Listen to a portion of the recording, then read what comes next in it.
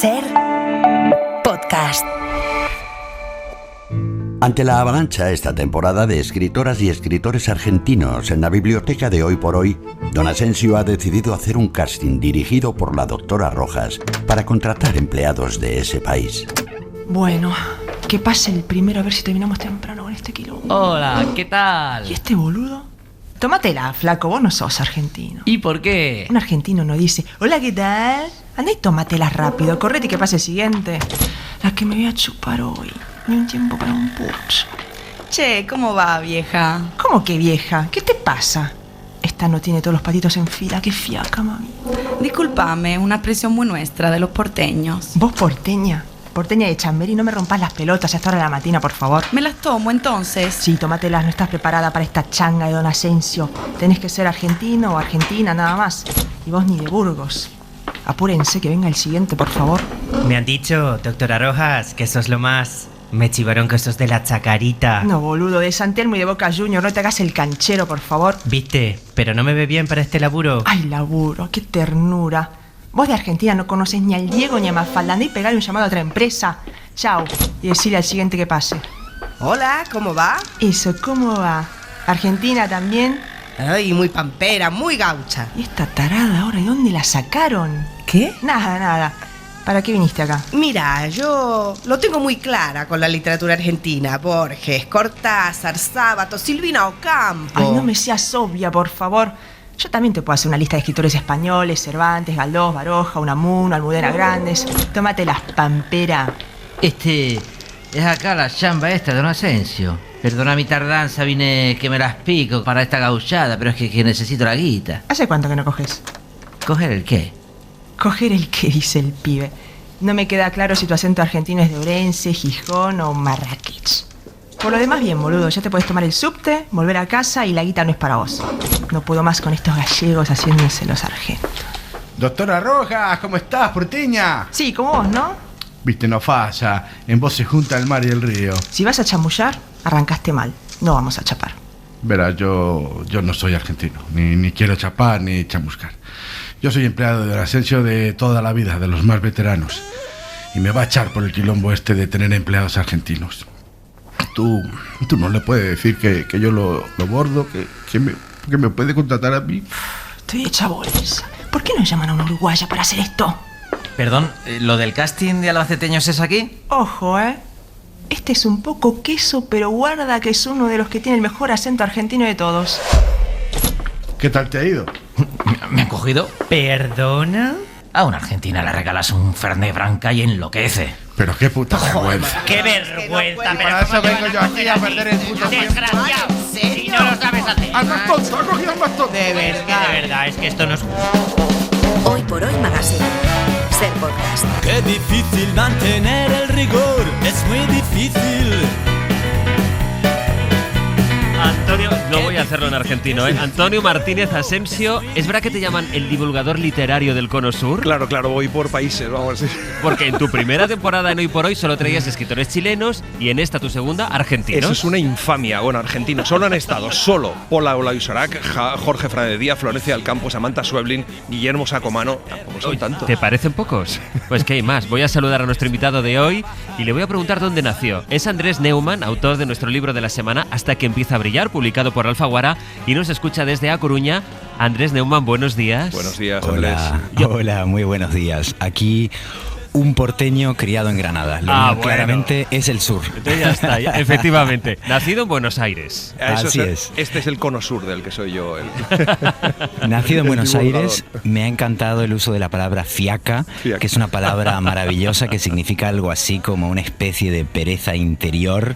Me ha recordado al lunfardo de mi infancia y también me ha acordado de un chiste que se contaba por ahí que decía que es una persona de Argentina. Pues es un español que se cree francés y habla italiano.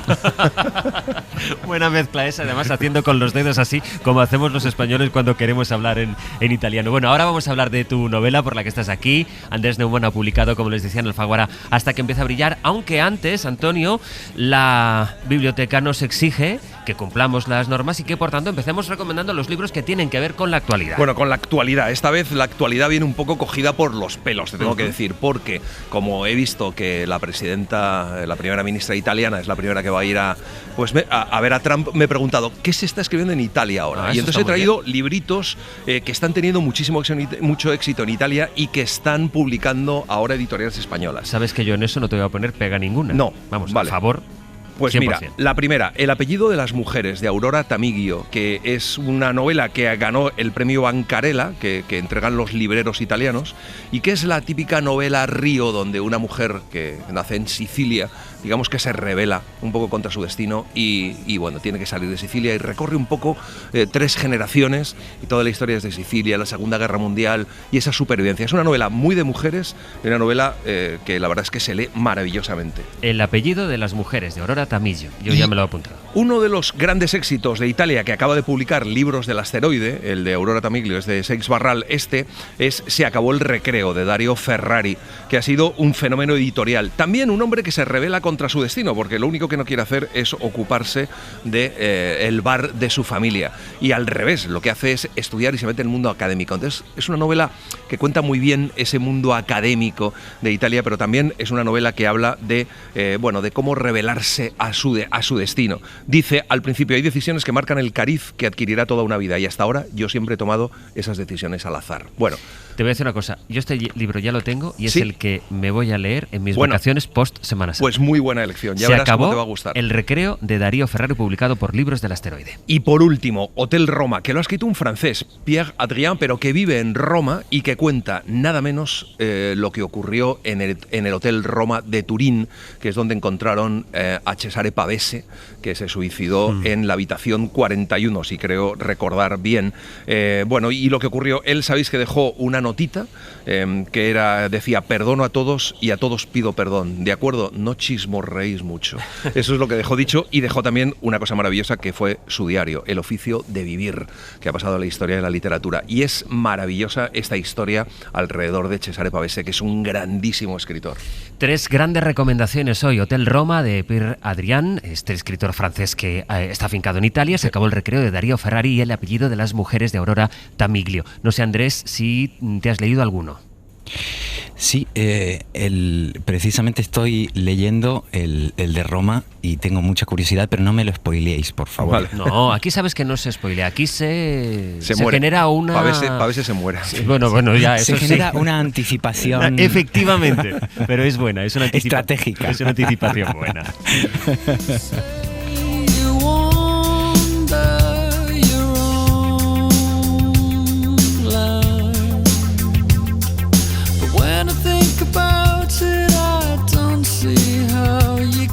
En unos minutos vamos a entrar ya en el libro de la semana, ese Hasta que empieza a brillar, de Andrés Neumann, una novela apasionante sobre la filóloga de María Moliner, sí, la del diccionario. Mientras, saben que esperamos sus llamadas en el 900-100-800 para compartir uno de los ratitos que más nos gusta a lo largo de la semana, que nos donen libros.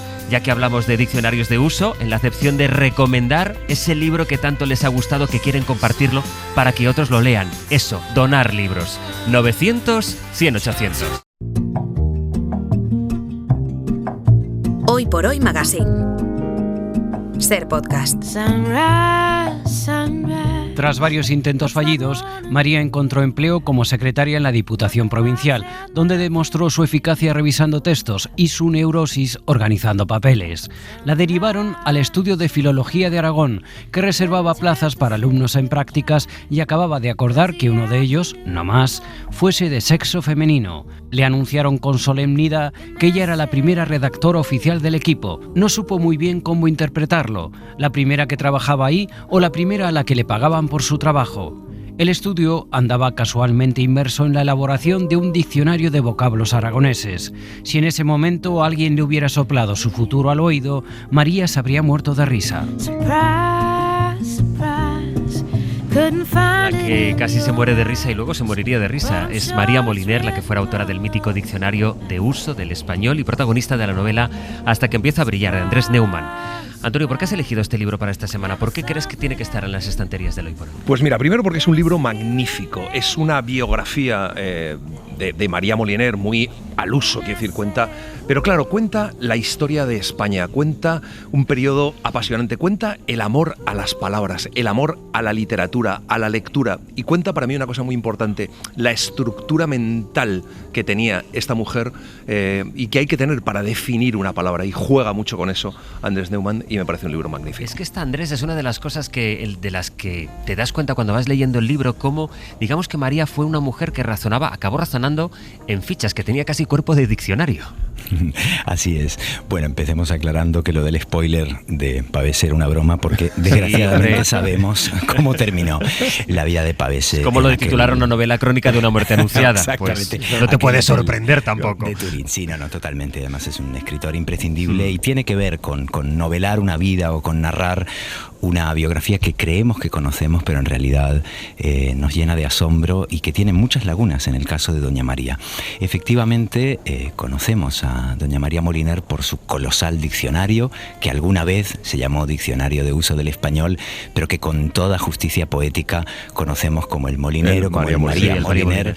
Un diccionario asombroso, más cálido y más claro que cualquier otro, que le llevó a la autora 16 años y 80.000 fichas, que creó prácticamente sola, inverosímilmente, desde la calle Don Quijote número 1 en el barrio Tetuán de Madrid.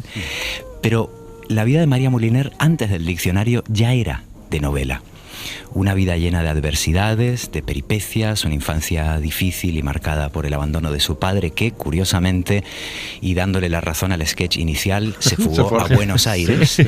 Y eso genera una precariedad súbita, una precariedad económica en la familia de María, de sus hermanos, de su madre, doña Matilde, y la obliga a convertirse en una muy disciplinada estudiante autofinanciada, que vive luchando por estudiar y muy consciente de las dificultades para acceder al conocimiento. Al fin y al cabo, en latín, estudio significa esfuerzo.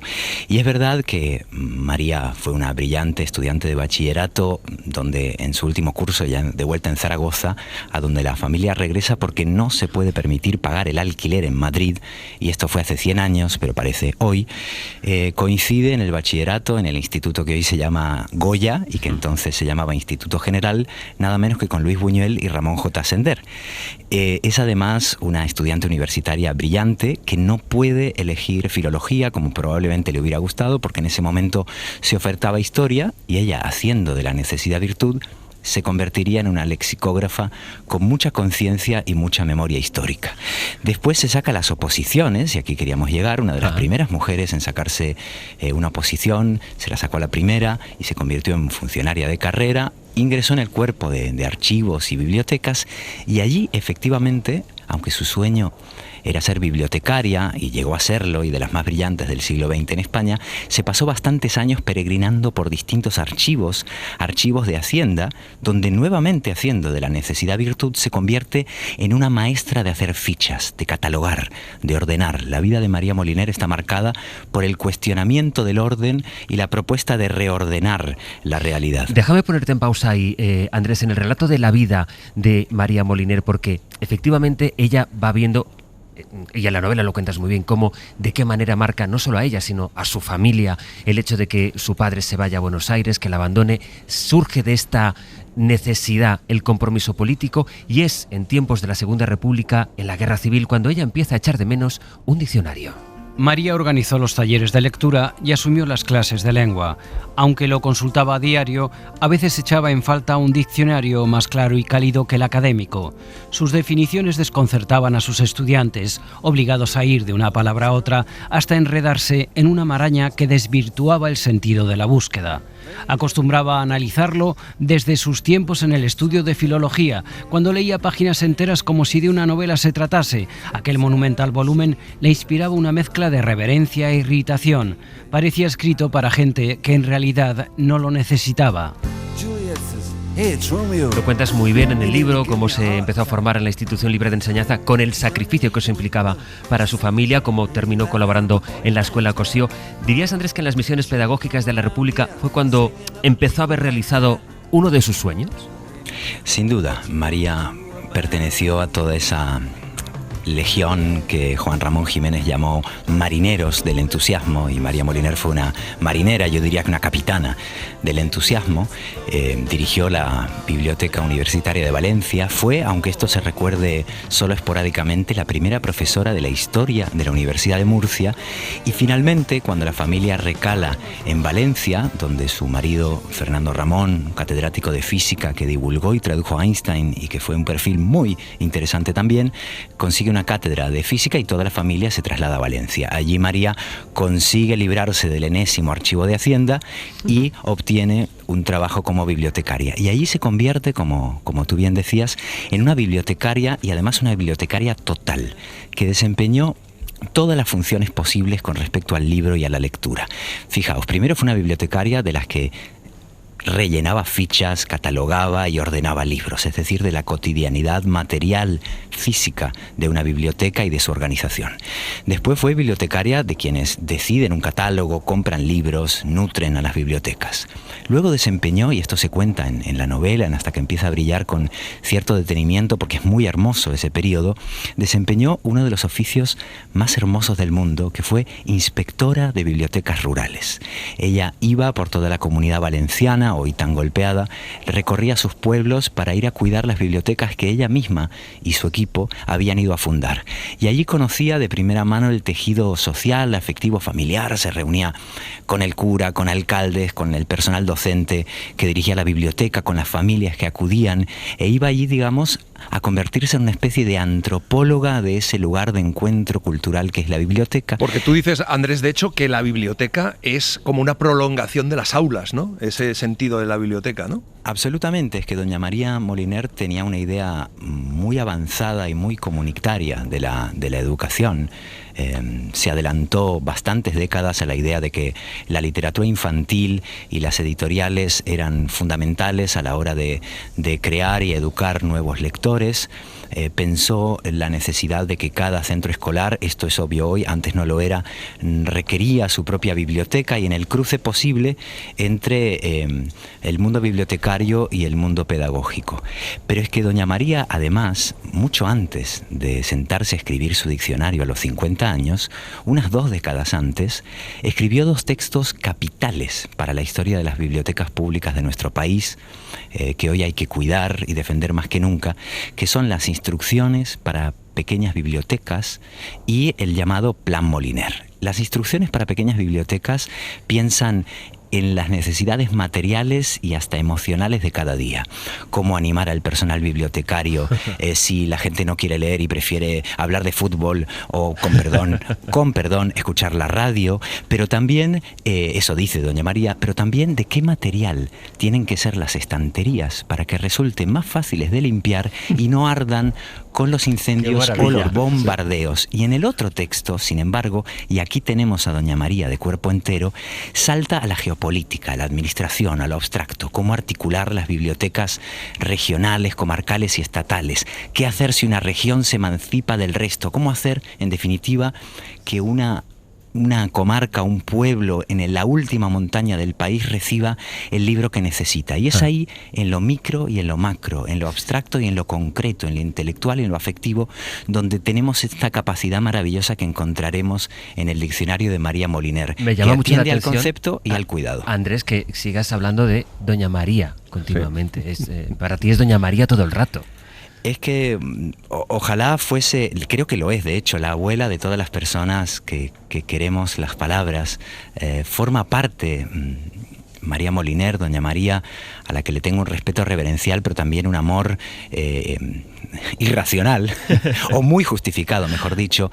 El diccionario de doña María pertenece a la tradición familiar de nuestro país y también allende los mares, porque se la quiere mucho en Latinoamérica. Es una fuente de conocimiento, pero también una especie de fetiche afectivo que ha ido pasando de generación en generación. Yo me he encontrado muchos lectores que se acercaban y me contaban: heredé el Moliner de mi abuela, mi madre me compró el diccionario, con mi primer sueldo me compré el Moliner, y esto hubiera emocionado mucho a doña María. Andrés, todos los capítulos empiezan con una conversación entre María Moliner y Dámaso Alonso, porque tal vez lo más importante o lo que tú quieres destacar a través de esos capítulos es que realmente el gran drama, por llamarlo de una forma, de María Moliner fue que nunca entró en la Real Academia Española, porque no la dejaron entrar en la Real Academia Española, haciendo un trabajo espectacular y superando el mismo diccionario de la RAE, ¿no? Ese es el gran drama de ella. María Moliner tuvo varios dramas en su vida que ella convirtió en una fuerza para superar la adversidad. El abandono de su padre creo que es el gran drama de su vida, porque hasta su ancianidad ella declaró, y no era cierto, que su padre había muerto cuando ella era niña, y creo que se pasó la vida estudiando por su padre, a pesar de su padre, y contra su padre, y dialogando con ese fantasma paterno que le había insistido en que estudiase y que sin embargo luego la deja abandonada. Fíjate que su hermana Matilde Moliner, que también es un personaje de novela, dedicó su vida a estudiar la literatura latinoamericana y las emancipaciones de las jóvenes naciones hispanoamericanas, y eso también era un modo de dialogar con el fantasma del padre. Luego el otro gran drama de su vida, sin ninguna duda, es la guerra civil. Recordemos que cuando la capital de la República pasa de Madrid a Valencia a finales del 36, María Moliner está precisamente dirigiendo las misiones pedagógicas, y súbitamente recae sobre ella, en un año mágico y también trágico, toda la política bibliotecaria del país, y ella alcanza, digamos, su plenitud profesional justo antes de ser expedientada en un expediente de depuración que, por cierto, estaba lleno de faltas de ortografía y errores gramaticales. Imaginaos que sois María Moliner y te están inhabilitando y degradando 18 niveles en el escalafón administrativo, retrocediendo al casillero de salida, y todo eso es con un texto que es un horror lingüístico. Pero efectivamente, al final de su vida, cuando en el año 66 y 67 publica en 2 tomos esa catedral verbal que es su diccionario, salta súbitamente a la notoriedad pública. No le gustaba mucho dar entrevistas, pero sí estaba muy orgullosa de su diccionario, y a principios de los 70 es nominada formalmente por primera vez en la historia una mujer a la Real Academia. Había antecedentes muy ilustres como Carolina Coronado, Gertrudis Gómez de Avellaneda, Concha Espina o sobre todo Emilia Pardo Bazán, pero ninguna de ellas había sido reclamada, propuesta por la propia Academia. Emilia Pardo Bazán más bien había forzado a la institución a retratarse y a admitir que, a pesar de ser una norma no escrita, era incapaz de incorporar académicas. En cambio, en el caso de doña María, es la montaña la que va a Mahoma. Son un grupo de académicos encabezados por Rafael Lapesa, Laín Entralgo y también Dámaso Alonso, que entonces dirigía la Academia, quienes la proponen como candidata. Pero en la votación final, en el otoño del año 72, se queda no ya segunda detrás de Emilio Alarcos, que era un gran lingüista sin duda, sino tercera detrás de José García Nieto, poeta que insistía en rimar en consonante y que era amiguísimo de Camilo José Cela. Claro, es que de Cela también se habla en la novela, y no precisamente para bien. Pero déjame preguntarte esto, es decir, al final esa obsesión culmina, digamos, ese perfil que trazas también en la novela, que ahora nos estás escribiendo, Andrés, en su gran obsesión, que su trabajo fue, ella sabía que su gran obra iba a ser el diccionario, con todo el riesgo y el vértigo que tiene empezar a recopilar fichas y traducirlas en ese diccionario. Tal cual. Pensemos, por un lado, que a pesar de que a doña María la conocemos sobre todo por su diccionario, tuvo una vida riquísima de 50 años antes de empezar a escribirlo, y que el diccionario no es su única obra, sino la culminación de su obra. Su conocimiento como estudiante, como historiadora, como intelectual, como docente, como bibliotecaria, como archivera, todo eso es el material del que está hecho su diccionario. Y es un diccionario no solamente extraordinario porque define las palabras de modo memorable, ahora me encantaría que comentásemos un par de casos, sino porque además da una idea muy democrática y casi asamblearia de la lengua. No es un diccionario de autoridades, como se llamó el primer diccionario académico, donde los ejemplos de uso son solo de grandes plumas, sino que frases que doña María escuchaba en el mercado, en su casa, en su familia, que escuchaba de la radio, porque María Moliner escuchaba mucho la radio, que leía en el periódico, y sobre todo que doña María se inventaba, porque su diccionario es una obra de ficción lingüística, son los ejemplos de uso que se dan en el diccionario, como si la lengua la hicieran todos sus hablantes y no solo un comité de expertos. Ahora bien, pensemos que el diccionario de Doña María es un doble desafío a dos formas de autoridad. Por un lado está escrito en respuesta, en contestación al diccionario de la Real Academia, y en mi novela hay un cotejo entre la edición original del Moliner y el DRAE del año 56, la 18ª edición, que es la que Doña María consultaba todos los días, pero sobre todo es una esgrima astuta y con fina ironía con la censura franquista. Entonces es un diccionario que era imposible de hacer, no solamente por el esfuerzo que implica que una sola persona lo escriba, sino porque tiene que ser claro, preciso y conciso, pero al mismo tiempo tiene que dar a entender entre líneas más de lo que dice para que la censura no lo castigue. Ese fue el reto. Prodigio. Sí, un prodigio, porque en efecto tenía que discutir contra el diccionario de la Academia, tenía que ella quiso introducir las voces populares que escuchaba en la radio, que escuchaba en el mercado, y luego tenía que pasar el filtro franquista. La idea de un diccionario único, el diccionario de uso del español de María Moliner, que surgió un día en el que una palabra brilló. Una tarde cualquiera, sola en casa, mientras hojeaba a una joven novelista, se detuvo para hacer una consulta. Abrió el diccionario de la Real Academia, localizó el vocablo, comprobó que ninguna de las definiciones le convencía y, casi sin pensarlo, las enmendó a su gusto con un lápiz. Repasó en voz alta el resultado, asintió satisfecha y cerró el sólido volumen. Volvió a sentarse, pero le fue imposible reanudar la lectura. Se quedó absorta en las sombras de la ventana. Se hizo un silencio denso, efervescente. Con el lápiz todavía entre los dedos, apretándolo fuerte, se puso en pie de un salto, impulsada por una idea tan disparatada que la hizo reír. Entonces se sentó frente a la mesa del comedor, dobló una hoja, escribió la palabra que había buscado. Le pareció que empezó a brillar y notó que la mano le temblaba un poco. Las palabras me hacen falta. Me hacen falta 100 millones de palabras. Las palabras siempre se las lleva el viento. Seguimos ahora en la biblioteca de Antonio Martínez Asensio, pero ahora, a esta hora de la mañana, a las 10:38, voy a saludar a Laura Bermejo. Buenos días. Hola, ¿qué tal? Buenos días. 1 de cada 7 españoles padece enfermedad renal crónica. El problema es que el 80% no lo sabe, no está diagnosticado y no le están tratando, y por lo tanto pues va camino de la diálisis. Esta, a la larga, provoca que los riñones te dejen de funcionar.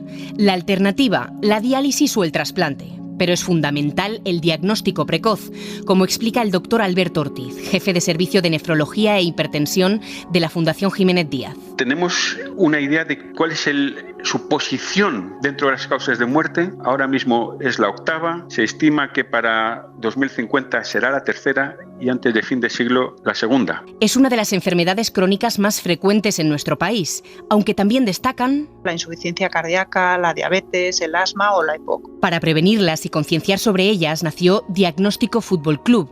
Marta Moreno es la directora de Asuntos Corporativos y Acceso al Mercado de AstraZeneca. Es una campaña que nace para trasladar a la población que la vinculación entre salud y el deporte es clave y esencial en la lucha contra las enfermedades crónicas que sufren miles de personas en España. En concreto, más de 21,5 millones de personas en España, según los últimos datos de la Plataforma de Organizaciones de Pacientes. Un mensaje en colaboración con AstraZeneca. Hoy por Hoy Magazine. Ser podcast. El incansable ejército de criaturas pululaba alrededor de su mesita. Una sobrina brincaba dando aullidos y ella tecleaba. Otra le lanzaba una pelota a la cabeza y ella tecleaba. Un nieto venía a esconderse entre sus pies y ella tecleaba. Otro se echaba a llorar porque la pelota era suya y ella tecleaba. De vez en cuando alzaba la vista, asentía ante algún comentario que apenas había oído y seguía tecleando. Es el fragmento más visual, seguramente, de la novela, hasta que empieza a brillar, de Andrés Neumann, ver una mujer obsesionada con su trabajo, su diccionario y cómo el resto lo asume con normalidad. ¿Dirías, Andrés, que María Moliner era tan divertida como se manifiesta en los diálogos de la novela, o ahí has tenido que tirar un poco de literatura más que de biografía? Porque claro, el lector, he de decirte que cuando lo está leyendo dice, no sé si esto, hasta qué punto lo ha inventado Andrés, lo está imaginando, hasta qué punto se ha podido documentar que era exactamente así. Bueno, la novela es una obra de ficción, pero con una base documental fuerte. Investigué durante casi una década la vida de la autora de mi diccionario preferido, porque yo mismo la desconocía. Pero hay que decir que por mucho que conozcamos sus cartas, las notas que tomaba como inspectora de bibliotecas rurales, las biografías estupendas que se han publicado, las óperas, obras de teatro que ha inspirado, son muchas las preguntas sin respuesta, los enigmas, las lagunas que hay en nuestro conocimiento de su vida, y se puede decir que a veces los novelistas investigamos para ganarnos el derecho a inventar. Quienes conocieron a Doña María dicen que tenía una cierta retranca, un sentido del humor seco, y yo tiré por ahí. Ahora bien, estaba pensando cuando escuchaba el anuncio de Sant Jordi, del amor y los libros, y del amor a los libros, estaba pensando en la definición de amor del diccionario de María Moliner. Porque ahora que está de moda hablar de los amores tóxicos o cuestionar el llamado amor romántico, me venía a la memoria cómo Doña María leyó el diccionario académico que hablaba del amor pues como un estado de ánimo, que luego era un afecto y que perseguía el bien verdadero. Ahí hay como una especie de léxico evangelizador, porque ¿qué es el bien verdadero y quién lo dicta? Y Doña María da una definición que es un prodigio de concisión y de empatía. Dice: amor, sentimiento que experimenta una persona hacia otra, y ojo, que no da género, de una persona hacia otra, y que se manifiesta en desear su compañía, alegrarse con lo que es bueno para esa persona y sufrir con lo que es malo. Así que se puede decir que si nuestro amor no coincide demasiado con la definición de Doña María Moliner, ahí no es. Oye, Andrés, ¿sabes que a cada invitado en la biblioteca de Antonio Martínez Asensio pues les pedimos que donéis también vuestros libros? Ahora iremos con las llamadas de la gente al 900-100-800, pero antes, ¿cuáles son los libros que dona Andrés Neumann a esta biblioteca? Pues he pensado en donar 2 libros que de algún modo tienen cierta relación poética con la figura de Doña María y con su diccionario, que son, por un lado, La sinagoga de los iconoclastas de Rodolfo Wilcock y Guiando la hiedra de Eve Ward.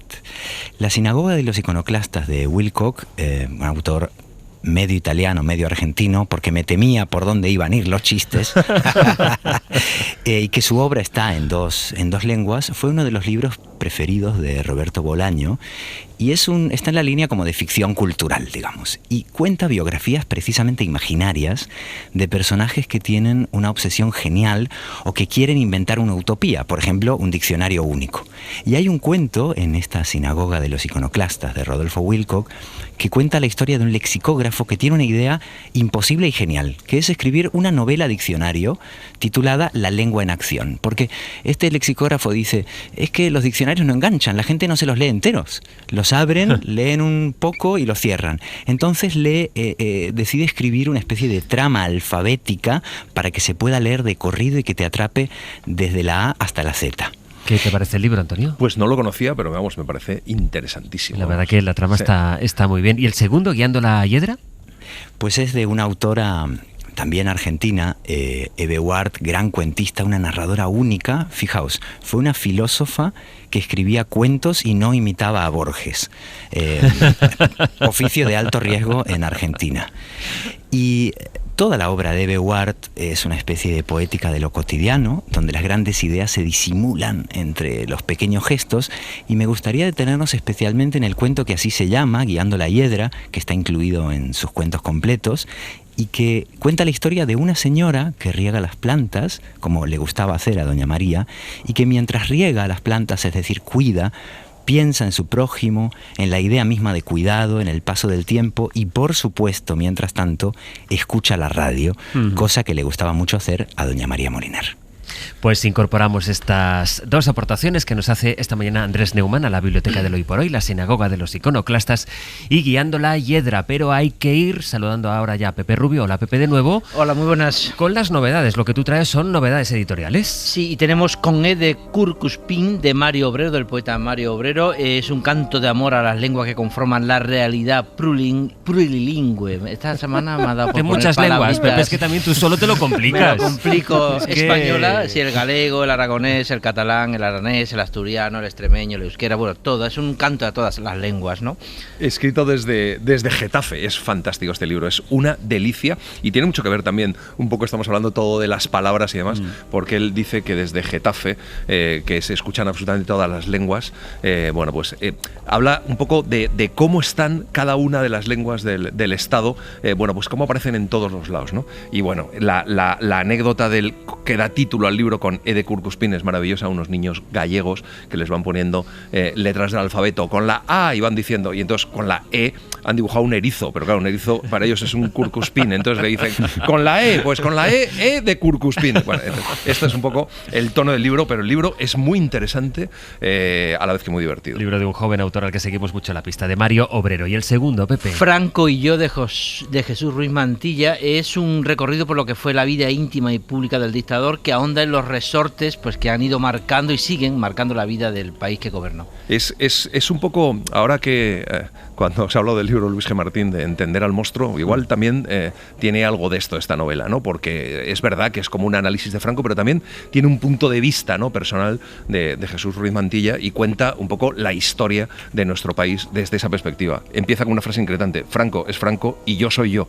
Aún así, algo nos une de manera íntima y natural, seguramente contra nuestra propia voluntad. Franco y yo, de Ruiz Mantilla. Vamos a ir saludando a la gente que nos ha llamado para donarnos sus libros. Desde Alicante lo ha hecho Gustavo. Gustavo, buenos días. Hola, buenos días, José Luis. ¿Cuál es el libro que quisiera donarnos? Mira, quiero donarte un libro que en realidad es una saga y sobre todo recomendar a un autor. El autor es un canadiense que se llama Guy Delisle y ha escrito unas crónicas, que son crónicas de Birmania, crónicas de Jerusalén y en los diferentes países en los que él ha estado, porque él es un ilustrador canadiense que, al casarse con una cooperante de Médicos Sin Fronteras, ha estado en estos diferentes países. Y para matar el tiempo, de alguna manera, realizó un número innumerable de viñetas que explicaban muy bien y que explican muy bien cómo desde Occidente se ve estos países. Ajá. Entonces a mí me parece fenomenal porque, por ejemplo, el de Crónicas de Jerusalén es de 2011, el de Crónicas Birmanas es de 2007, y tú coges los libros y son de perfecta actualidad. Eso quiere decir que no hemos cambiado nada y que a través de la novela gráfica, José Luis, Antonio y todos los que estáis ahí, se puede explicar muy bien grandes partes de la historia. Y os pediría, por favor, que no los pongáis en la sección de novelas gráficas, que los pongáis en la sección de sociología, de demografía, etcétera, porque la novela gráfica al final, José Luis, es como leer en 3 dimensiones. Sí, además nos gusta mucho y muchas veces hablamos de las novelas gráficas y evidentemente las ponemos también en esos anaqueles. Déjame recordar el nombre porque es Crónica de Jerusalén. ¿Y cómo se pronuncia el nombre del autor? Guy, G-U-I, Delisle. Muy bien. Pues Gustavo, ahí queda dicho. En Astiberri la encuentran. Que es, por cierto, una editorial especializada también en novela gráfica. En novela gráfica. Gustavo, gracias. Nada. Un abrazo. Desde Sevilla, Carlos, buenos días. Hola, buenos días, José Luis. ¿Tu recomendación cuál es? Pues mira, es En nuestra parte de noche, de una escritora argentina que se llama Mariana Enríquez, ¿vale? Que me la recomendó mi hijo en estas Navidades y, bueno, se lo pedí a los Reyes y me lo trajeron, lógicamente. Y la verdad que me ha entusiasmado, tanto la autora como concretamente el libro. A ver, el libro básicamente trata sobre un poco el horror cósmico de Lovecraft, pero todo eso dentro de, sobrevolando por encima permanentemente la dictadura argentina de Videla, ¿no? Entonces un poco la mezcla que hace dentro del norte de Argentina, casi lindando con Brasil, de todo el tema de santería, oscurantismo, horror cósmico de Lovecraft en la selva, entremezclado y sobrevolando permanentemente en la dictadura argentina y los desaparecidos. Y eso lo hace mezclando en 3 o 4 etapas, justo en 3 o 4 fases, y sobre todo también todo entrelazado con la historia familiar padre-hijo y con la historia del propio hijo después del fallecimiento del padre, que se tiene que haber integrado en esa sociedad de ocultismo sin él saberlo ni siquiera, ¿no? Me ha parecido fascinante, la verdad. Nuestra parte de noche, de Mariana Enríquez. Carlos, anagrama. Gracias. De la noche, anagrama maravillosa, Mariana Enríquez, inquietante. A mí me gusta muchísimo Mariana Enríquez como cuentista, como relatista. Tiene unos libros deliciosos. ¿Te gusta más que Andrés Neumann, Antonio? ¿Me gusta más que Andrés Neumann? No, me gusta más Andrés Neumann. Pero es argentina.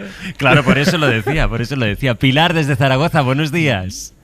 Buenos días. Pilar, ¿qué libro nos recomienda? Pues bueno, yo basaría en una saga que es Ay, Pilar, no te... Espere, porque no sé si está en un teléfono móvil, le voy a pedir que se mueva un poco porque no estamos teniendo mucha suerte esta mañana con los teléfonos. A ver, Pilar, dígame. ¿Ahora me oye bien? Ahora mejor, venga, probemos. Vale. Pues, sí, yo los que... No. Nada, yo creo que no va a ser posible, pero lo voy a leer yo y un día también llamamos a Pilar para que nos lo cuente. Las Cuevas Pintadas, el último libro del clan del oso cavernario, que es una saga, madre mía, mítica. Sí, mítica, una saga maravillosa. Desde hace años, vamos. Sí. Hola, Pascual Donate. Hola, muy buenas. Ya saben que Pascual lo que hace es el empleado de la biblioteca que se ocupa de ir mirando lo que los compañeros van dejando en las mesas, los compañeros de la redacción, y dice, pero ¿quién ha dejado aquí este tesoro?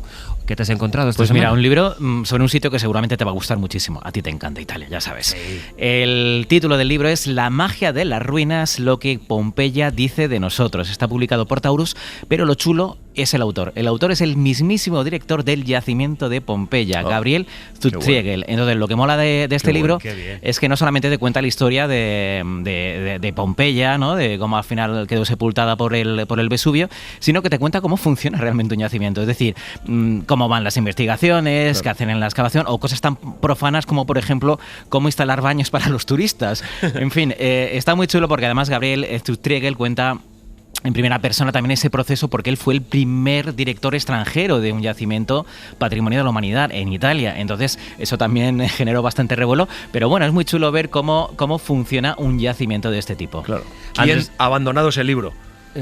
Pero a ver. Es que no da bien, tiempo. pero es que no da tiempo. Lo hemos dicho muchas veces. A veces tienes que priorizar. Y Andrés Neumann, ¿qué libro te estás leyendo ahora mismo? Pues me estoy leyendo un libro de cuentos de Hernán Roncino que se llama Una música, y me he leído un libro de poemas muy conmovedor de una poeta española que es de Valencia, que se llama Chispitas de carne.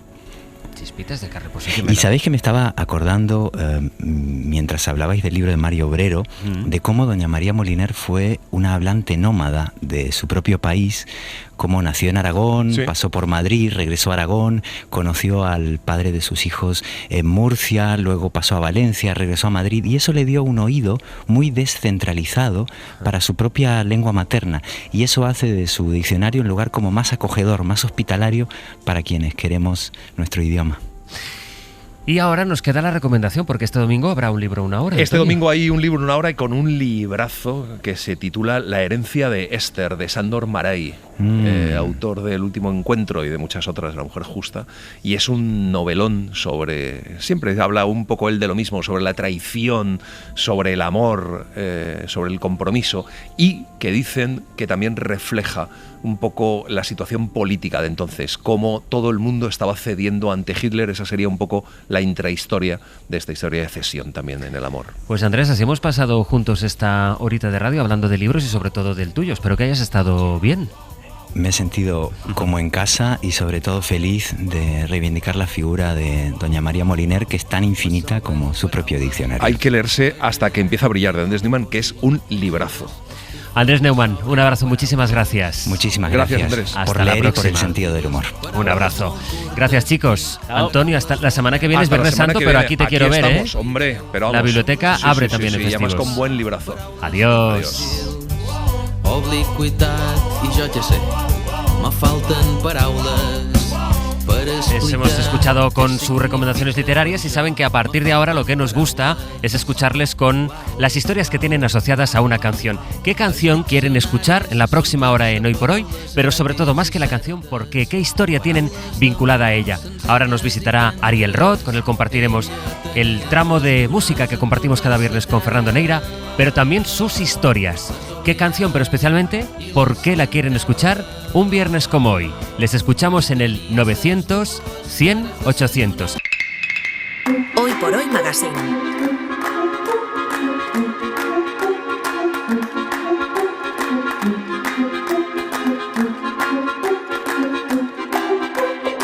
Ser podcast.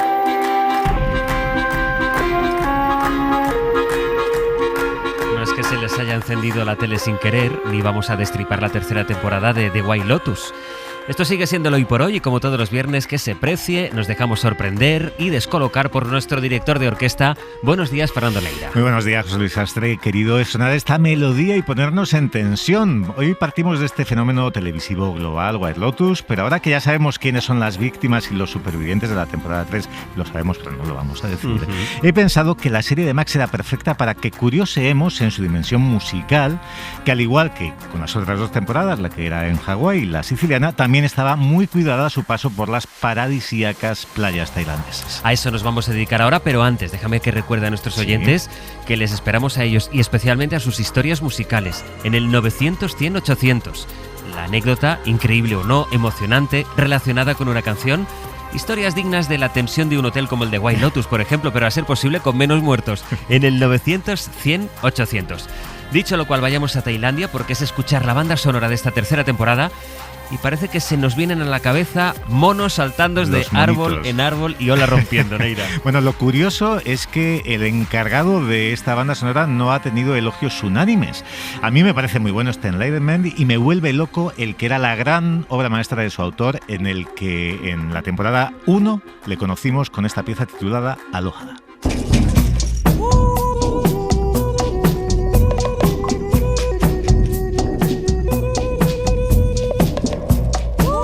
Particular, la serie es particular, pero la música la distingue tanto, te mete en la tensión, en la intriga. ¿Esta banda sonora tan extraña? ¿A quién se le ocurre? Es extraña, fabulosa. Su autor se llama Cristóbal Tapia de Ver, es un chileno nacido en Santiago justo después del golpe de Estado de Pinochet, el 18 de octubre del 73, y su familia, tras un breve exilio en París, acabó emigrando a Canadá y él se formó en el Conservatorio de Quebec. Casi toda su vida profesional ha estado enfocada a este ámbito audiovisual, sobre todo a partir de un exitazo anterior, un exitazo para la serie británica Utopía.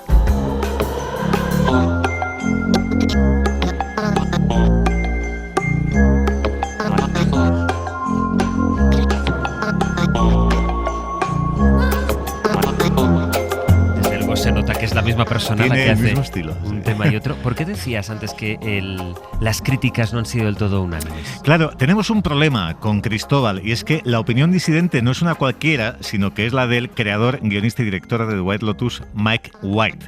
Claro, esto es lo que se llama tensión creativa entre director y compositor. Ha acabado derivando en divorcio, en cisma. Atención, hace apenas 10 días el propio Tapia de Ver anunció que su vínculo con The White Lotus había llegado a su fin, que se iba, que lo dejaba.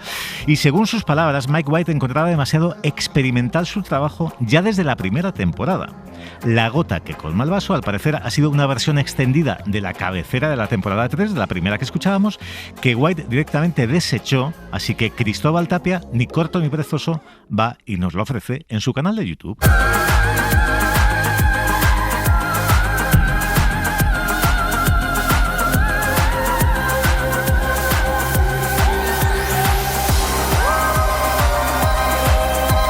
Pero esto es de la primera temporada.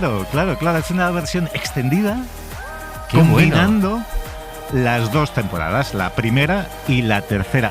Pero, bueno, pues todo salta por los aires, se acaba la alianza y de cara a una cuarta temporada, que parece que es seguro que va a haberla, pues tendrán que irse buscando a otro compositor. Bueno, es aquello que dicen que dos gallos en el mismo corral, ¿no? Está complicado, efectivamente, y yo creo que es un fallo por parte de Mike White porque musicalmente es entretenidísima la serie, sobre todo porque, por ejemplo, han aprovechado para integrar nombres fantásticos del pop tailandés en esta tercera temporada que puede que no sean muy conocidos para el común de los mortales. Por ejemplo, el meloso Ter Rewat, que suena a bordo de un yate para una jornada de placer, un yate en el que terminan sucediendo muchas, pero que muchas cosas.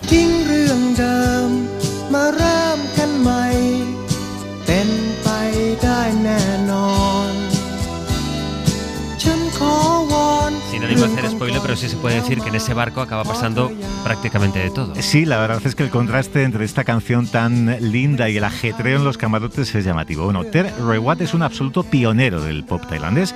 En los 70 estaba al frente de una banda llamada The Impossibles y a partir del 83, con su primer álbum en solitario, se abría con esta canción que es un clásico.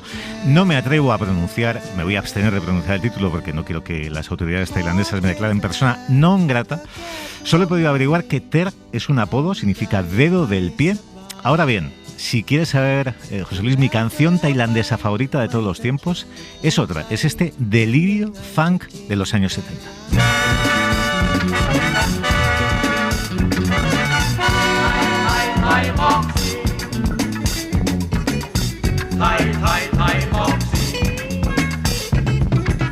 You said judo, you said kung fu.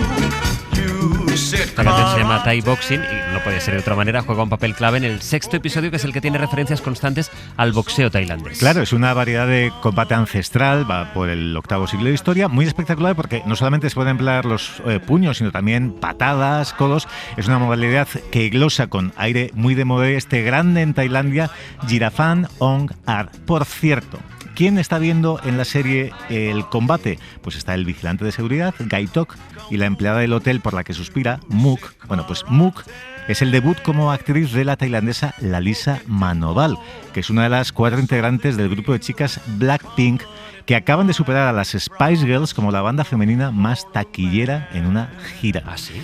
El nombre artístico de Lalisa como músico es Lisa, y hace apenas 3 semanas debutaba en solitario con un LP titulado Alter Ego, en el que demuestra que estamos ante una auténtica rockstar.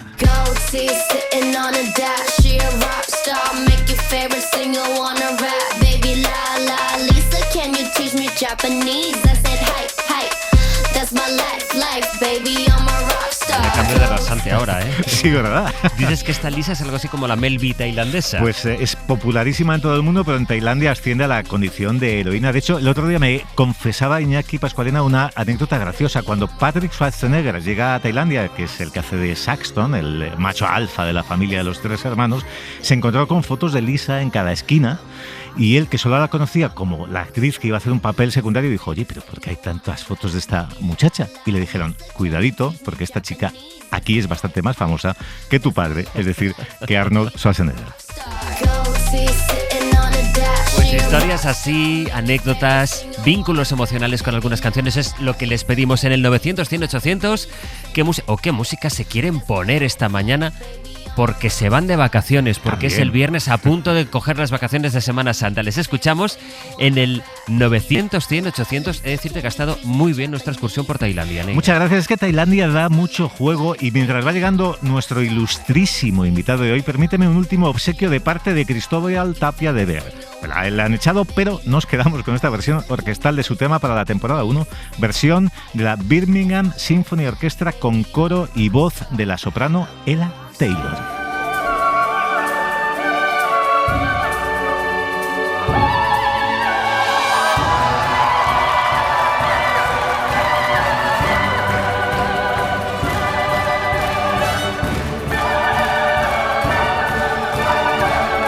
Las 11 y 17, 10 y 17 en Canarias. En un par de minutos saludamos a Ariel Roth en Hoy por Hoy. Hoy por Hoy Magazine. Ser podcast. Hay artistas musicales que son mucho más que grandes intérpretes, cantantes o compositores, que ya es decir mucho. Hay artistas que son ya no icónicos, que también, sino, ¿cómo decirlo? Algo que forma parte de nuestras vidas. Quiero besarte. Quiero besarte, nena. Quiero besarte.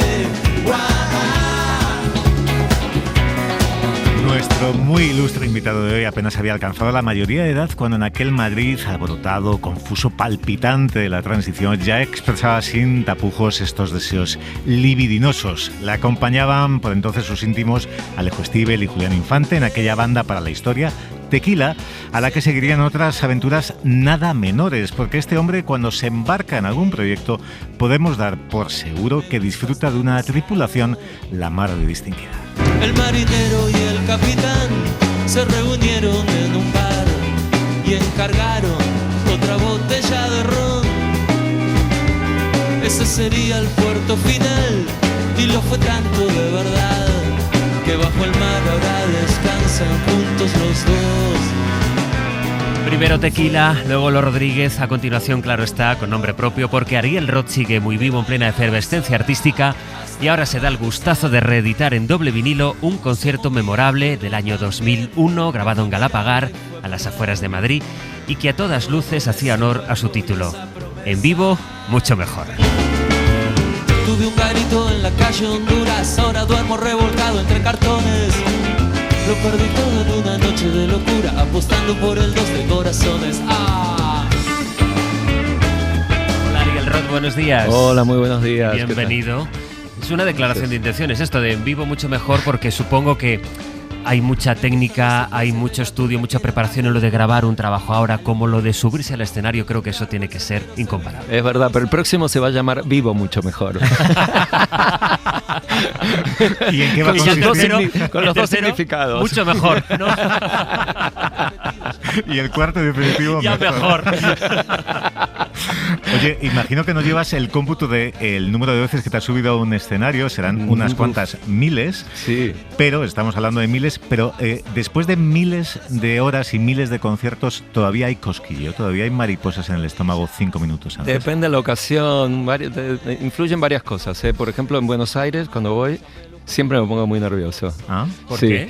Bueno, porque hay gente que nunca me ve, porque de repente aparece gente que, no sé, de mi pasado, pero te hablo ya del colegio primario de repente. Y dicen, no, hemos venido todos. Y yo diciendo, uy, madre mía, que se no suspenda. hacía falta, ¿no?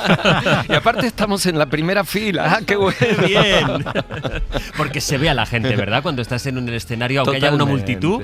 Totalmente. Arriba del escenario parece que uno está súper concentrado en lo que está haciendo, pero no es tan así. A ver, pasan muchas cosas por tu cabeza cuando estás arriba del escenario y te estás fijando en cosas y estás recordando cosas y muchas veces estás muy pendiente no de lo que estás haciendo, sino de lo que están haciendo los demás detrás tuyo también. En fin, que a veces se idealiza un poco y la gente piensa que es como un momento de nirvana absoluto. Y no. Y estamos ahí concentrados haciendo un montón de cosas. Claro. Bueno, con todo y eso nos ha confesado ahora antes de entrar de que a estas alturas todavía no utiliza teleprompter. Después de 200 canciones acumuladas a lo largo de los años y los proyectos, se sabe las letras de todas. Ni una chuletilla.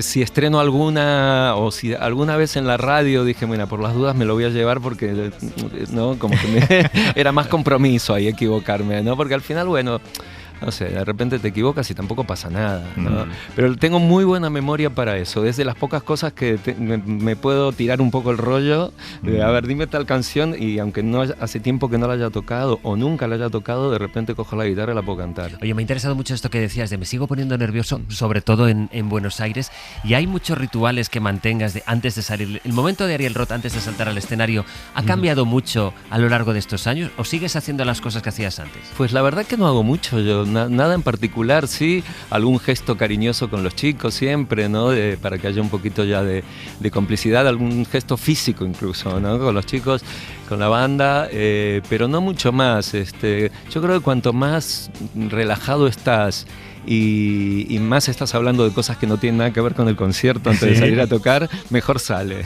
Hablemos de este disco porque esto fue la grabación de un disco, pero que tú sabías que iba a ser para en directo, pero para que se convirtió, porque claro, el directo lo que tiene es que ahí se queda, ¿no? Bien o mal, pues ahí se queda, pero iba a quedar registrado para siempre. No sé si es mejor o si trabajas mejor bajo esa presión. Este es un directo, pero cuidado que esto va a quedar. Bueno, aparte que yo nunca había hecho un directo y no solo eso, sino que también en este disco por primera vez recupero, ya estando en solitario, digamos, temas que siempre había, como rompí tabúes con este disco, ¿no? Que empecé a recuperar temas de Los Rodríguez, de Tequila, cosa que al principio no hacía. Creo que eso nos pasa a todos cuando rompemos con empezamos un proyecto nuevo, pues no tratamos de evitar, o es un prejuicio o lo que sea, ¿no? Entonces, bueno, ¿a qué venía esto? Pues fue un disco, en primer lugar, que fue muy preparado, muy planeado. Y por eso salió así. Esto es una grabación, una noche, y yo la verdad que me sigo sorprendiendo siendo tantos músicos, lo bien que tocaron todos, lo tranquilos que estamos. Yo pensaba que me iba a poner muy nervioso ese día y no, nada. Fíjate. Nada, salí tranquilísimo al escenario. Porque no era y Buenos se Aires. No había nadie del colegio en la primera fila. Era Galapagar. Oye, pero Galapagar 2001 ha pasado bastante tiempo, casi 25 años, pero ya eras un artista muy sólido, muy consolidado en aquel 2001. De aquel Ariel de 2001 a este de 2025, ¿en qué sientes envidia y en qué crees que a aquel Ariel a día de hoy le das 1000 vueltas? Vaya. Bueno, en esa época, ¿qué puedo sentir envidia? La cantidad de actividad que tenía con la banda, tocando, que eso hacía que estemos así de engrasados, ¿no? Poder permitirme ensayar 2 meses, cosa que ya no se hace más, ese tipo de cosas. Luego, pues a lo mejor todavía esa excitación por lo desconocido, ¿no? Y por el desafío. Que siempre existe, siempre vas a encontrar algo por lo que sentirte motivado y al mismo tiempo frente a un abismo, digamos, ¿no? Siempre va a haber algo, un estreno de una nueva canción, no sé, yo lo vivo así por lo menos. Y que, bueno, yo creo que el tiempo puede jugar a tu favor, excepto, yo no sé si hay estudios sobre la esperanza de vida profesional de un músico de rock. Pero yo creo que estoy muy orgulloso porque creo que estoy entre las altos niveles, estoy subiendo el promedio. ¿Qué dicen esos estudios? No los hay, pero si los podríamos hacer. Sí. Bueno, depende de cada caso. Depende de cada caso. Son pocos, Nos gana Miguel Ríos por afano. Bueno, claro. ¿Sabes qué puede pasar? Que sí que haya algunos que suban muchísimo la media, porque hay gente que sí que aguanta muchísimos años.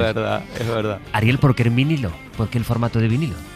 Bueno, por suerte, ¿no? Yo creo que este disco se hizo en el 2001, era el momento en que la gente regalaba los vinilos en esa época. Era como, uy, vinilos, no, toma, los regalo. Era la dictadura del compacto.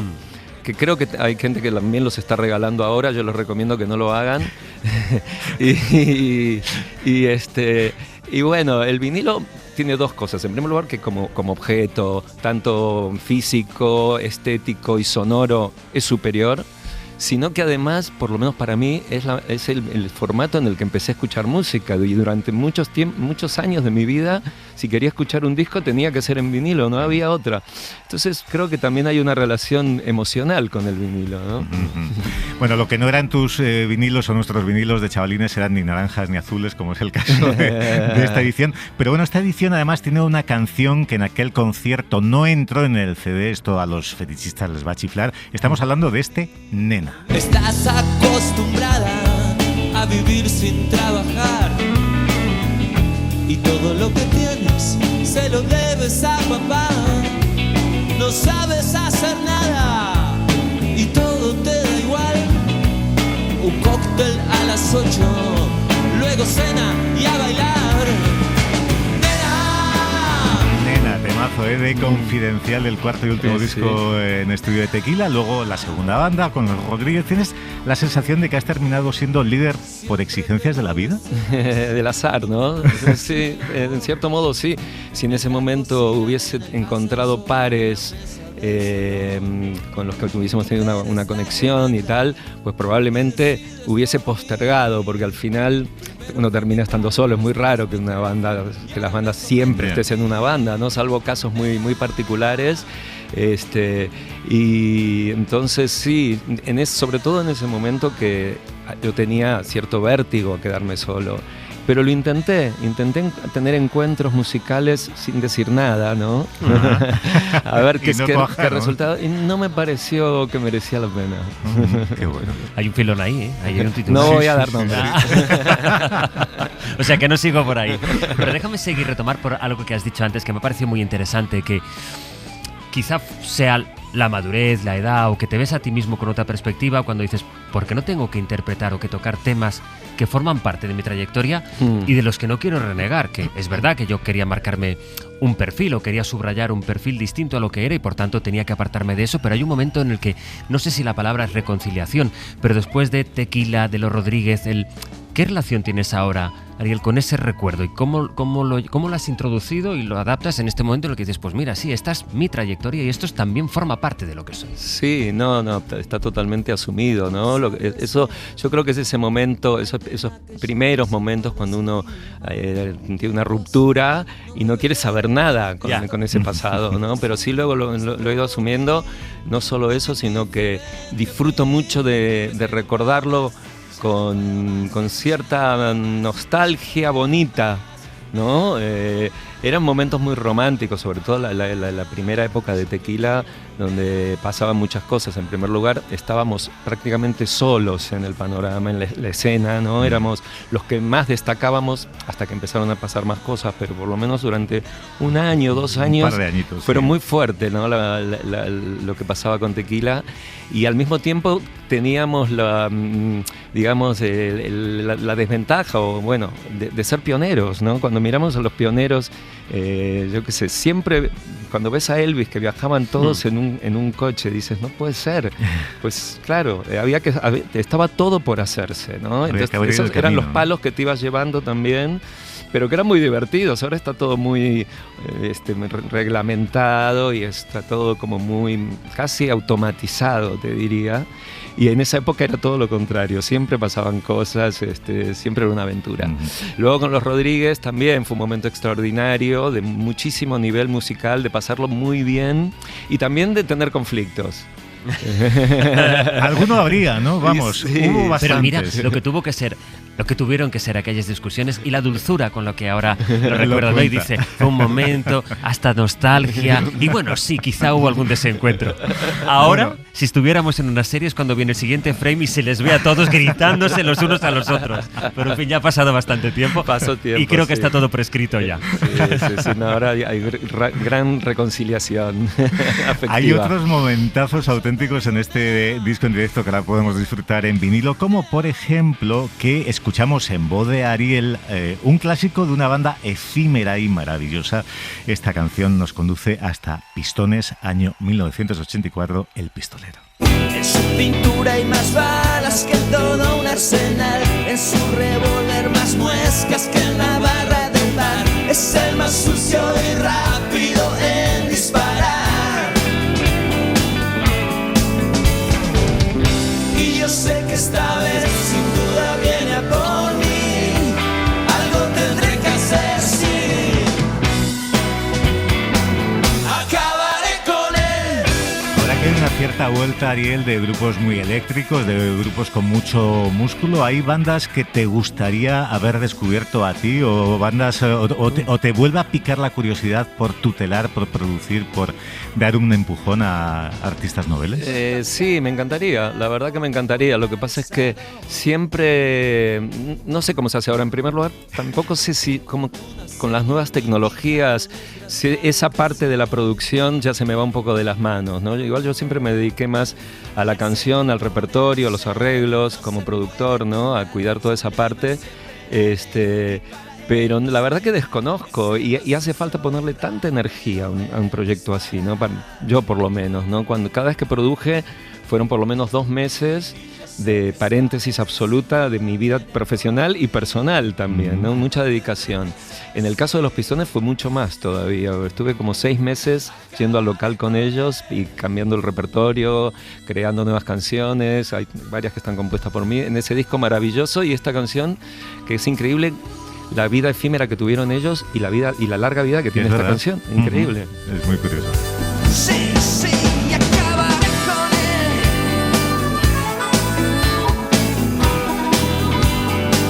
Ha sido un gusto la conversación esta mañana aquí en Hoy por Hoy de En Vivo, mucho mejor, el nuevo trabajo en vinilo que tienen ya disponible de Ariel Rota, al que, por cierto, van a poder escuchar en directo después de la pausa. Así que, Ariel, no te vayas muy lejos, que enseguida te escuchamos. Hoy por Hoy Magazine. Ser podcast. Vale. Tocar, pero antes, a las 11:36, vamos a pasarnos por Valencia, en la Ciutat de la Justícia, donde saben que la jueza de Catarroja, que está investigando qué ocurrió en la gestión de la Dana, en la que murieron más de 220 personas en Valencia, ha interrogado a Salomé Pradas. Es la primera de las 2 personas a las que ha imputado, y en la declaración, la que fue consejera de emergencias ha declarado ante la magistrada que está investigando lo que ocurrió aquel día que ella no tenía idea de la gestión de emergencias. Adrián Sánchez, ¿qué ha ocurrido? Buen día. Bon día está siendo un interrogatorio largo, pero en la que solo está contestando las preguntas de su abogado y en la que Pradas ha afirmado que ella el 29 de octubre no dirigía nada, que no tenía experiencia ni conocimientos en emergencias porque además acababa de llegar al cargo. Pradas le ha dicho a la jueza que eran los técnicos de la Generalitat y los del Gobierno Central los que se deberían coordinar y ha asegurado que el director de la emergencia era el inspector jefe del Consorcio Provincial de Valencia. Además, Pradas ha aportado el listado de llamadas de su teléfono de ese día. Según explican las personas que están dentro, Pradas está emocionándose mucho en este interrogatorio, pero insiste en todo momento en que ella, que recordemos era la consellera de Interior, no dirigía nada y no sabía de emergencias. Después de la declaración de Pradas llegará la de Emilio Argüeso, el que era su número 2 en emergencias. Veremos si confirma la versión de la exconsellera y si hablan ante los medios a la salida de esta ciudad de la justicia, donde por cierto siguen concentrados algunos de los familiares de las 228 víctimas mortales de la Dana. La consejera de Interior, la consejera que estaba al frente del dispositivo de emergencias, la consejera que asumió su puesto sabiendo cuál iba a ser la responsabilidad que asumía, le dice a la jueza de Catarroja que ella en realidad no tenía conocimiento de cómo funcionaba la gestión de las emergencias. Hoy por Hoy Magazine. Ser Podcast. Como en vivo todo es mucho mejor, en directo para ustedes, el clasicazo Baile de Ilusiones y su creador, Ariel Roth. Recuerden, el que no baila está muerto. Así que Ariel, cuando quieras.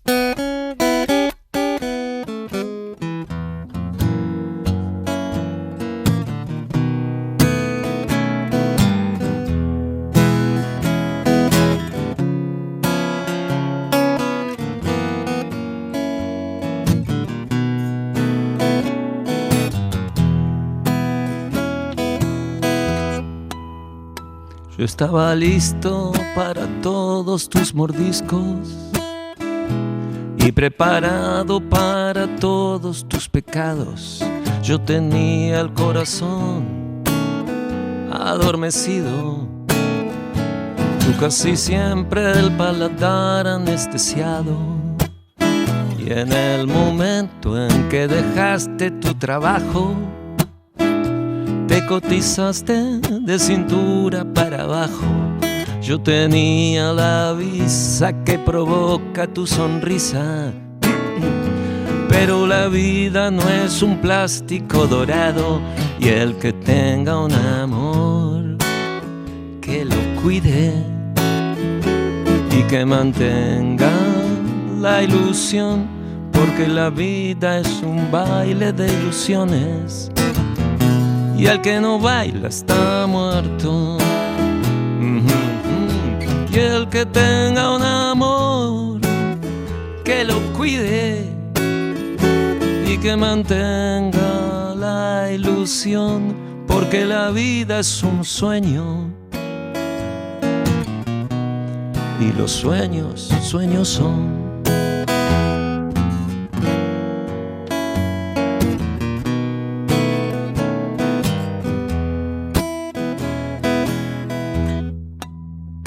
Y a mis espaldas mis amigos se reían y apostaban hasta cuándo duraría. Yo sabía que la envidia no es buena consejera y que el amor se ve distinto desde afuera, y que en el fondo me quería y me adoraba, y por eso yo al final la perdonaba cuando desaparecía sin decir nada, y aparecía al otro día totalmente colocada. Y el que tenga un amor, que lo cuide y que mantenga la ilusión, porque la vida es un baile de ilusiones. Y el que no baila está muerto. No estás muerto. Y el que tenga un amor, que lo cuide y que mantenga la ilusión, porque la vida es un sueño. Y los sueños, sueños son. La vida es un sueño. Y los sueños, sueños son.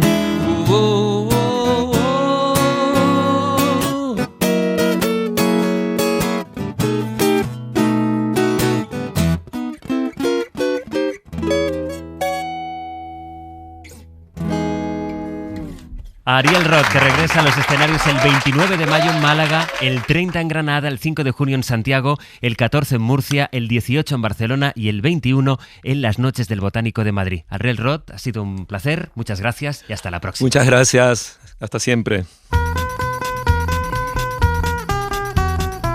È un mondo difficile e vita intensa. Felicità a momenti e futuro incerto. Il fuoco e l'acqua, concerto e calma.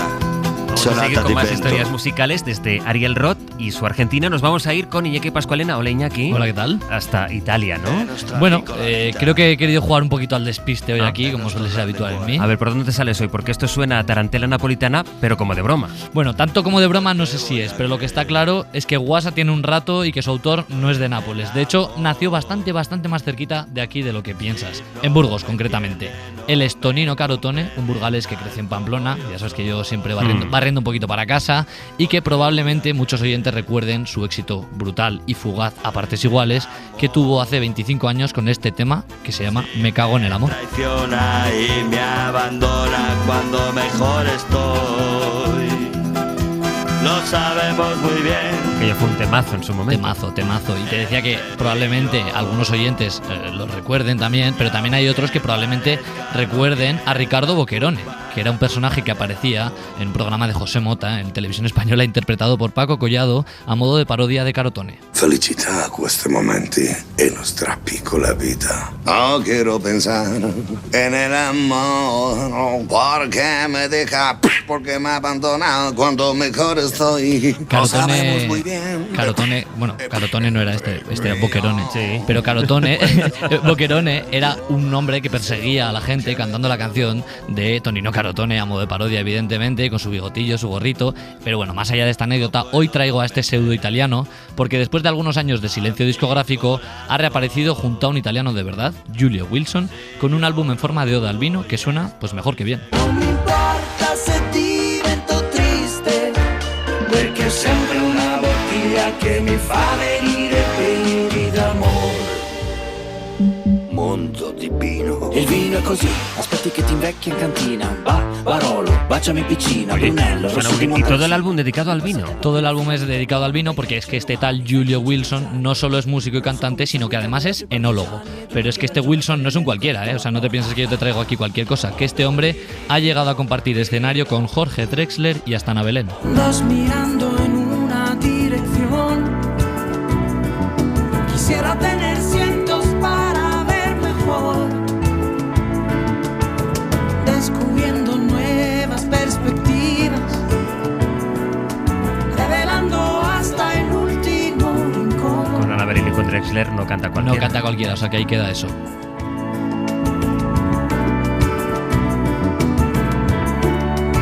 Así vamos pasando la mañana, ahora esperando para saber cuáles son las canciones que ustedes nos han pedido en el 900-100-800.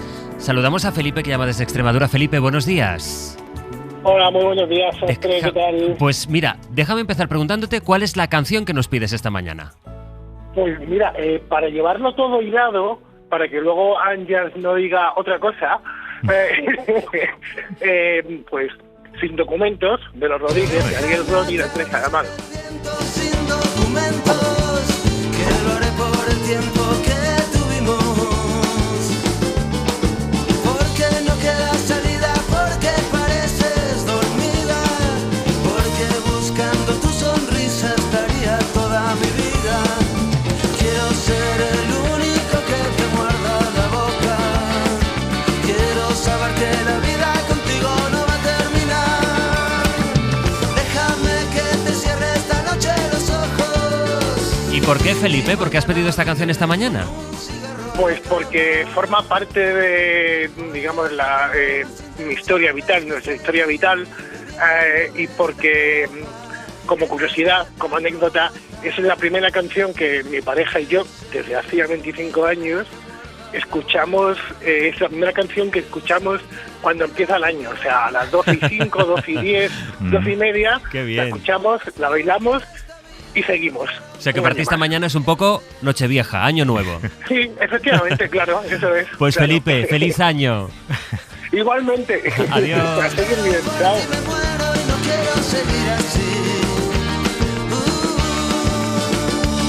Hola Tomás, buenos días.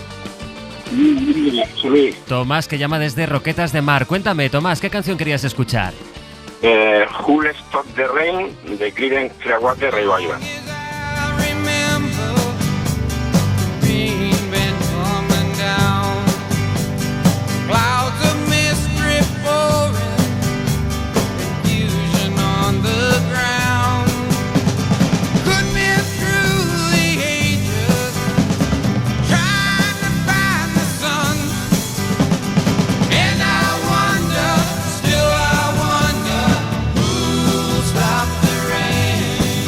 Tomás, ¿y este temazo a qué se debe? Pues se debe a que hubo una confusión en un pedido que hice en un disco en el año 82 a una empresa que mandaba por correo los discos en aquella época, Disco Play, si lo puedo decir, y entonces pedí un disco de Led Zeppelin y me vino un disco de Creedence y yo empecé a maldecir porque digo, yo quiero mi disco de Led Zeppelin, yo no conocía a Creedence, no sabía quién era, no sabía nada y bueno, y como no sabía cómo hacerlo, porque en aquella época yo estaba en el instituto, no sabía cómo hacerlo, devolver el disco, pues me quedé con el disco de Creedence.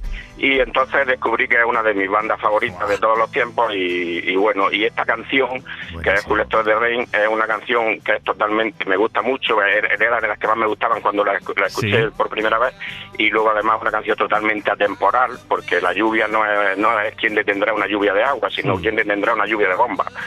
Bueno, que no lo dice en la canción, pero es porque hablaba de eso, de la lluvia de bombas que caía sobre Vietnam. Y entonces, pues bueno, pues ahora viene muy a pelo, sí. A pelo para por todas estas guerras que tenemos no es que no sé cómo, no quiero bueno, guerras innecesarias, todas lo son, Tomás, y bendita, entonces, pues claro, bendita la confusión de aquel día. Tomás, muchísimas gracias. Sí. Gracias. Un abrazo, adiós. Que nos dé tiempo de saludar a Paloma desde Mairena del Aljarafe, en Sevilla. Hola Paloma, buenos días. Hola, buenos días a todos. ¿Qué canción quieres escuchar? Pues mira, yo soy muy fan de Los Sopranos, la serie de televisión de Los Sopranos. Y entonces siempre me quedo fascinada por esa introducción de música, que es de un grupo americano que se llama Alabama 3. Sí. Y esa es la música. Me parece que es negra, fantástica para la serie, ¿no?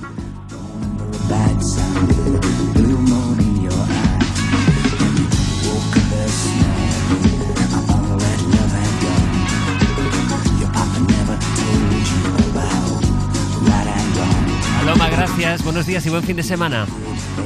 Muchas gracias a vosotros, un beso.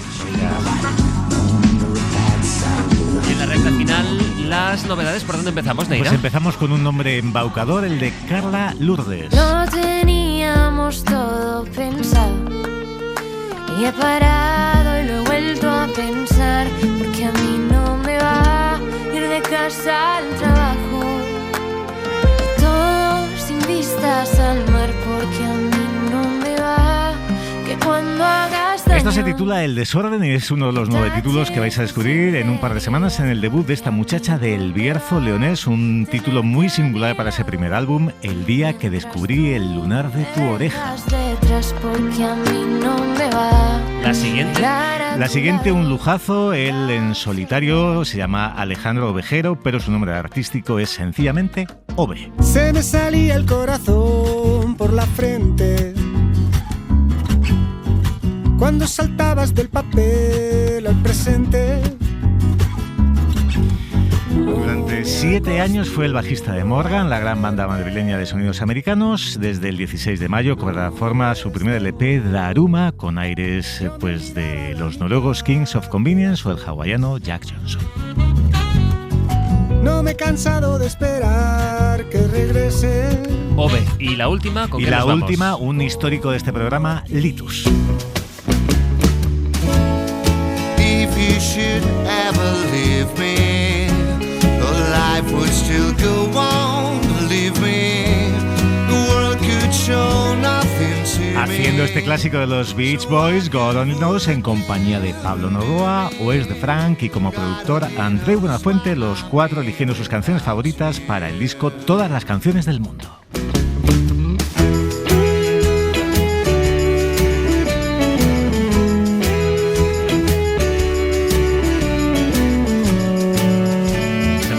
Festivo el viernes, pero aquí te espero, ¿eh? Que paso aquí lista. Aquí estaré. No y te además, preocupes. creo que el viernes que viene, el protagonista de las historias musicales es espectacular. Sí, ya te digo yo a ti que Buen fin de semana, Neira. Un abrazo.